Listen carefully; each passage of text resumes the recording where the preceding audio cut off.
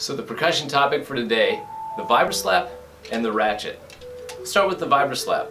Vibraslap is a manufactured instrument that's supposed to resemble the sound of an old donkey jaw with loose teeth. That's the traditional instrument. This is a little more humane, perhaps.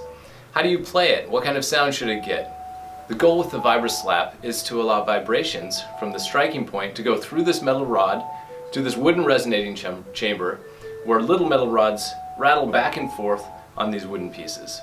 Most importantly, don't grab the Vibraslap and cut off a lot of the vibrations that are going through, because it won't be a very resonant sound.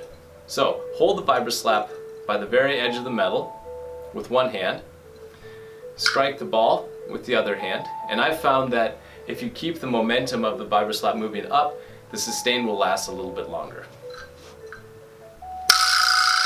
Now, the Ratchet, on the other hand, is simply a mechanical device that creates a continual sound.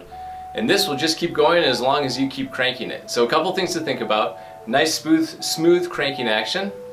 With the left hand, simply hold one end of the ratchet, and the dominant hand starts the crank. There's nothing to it.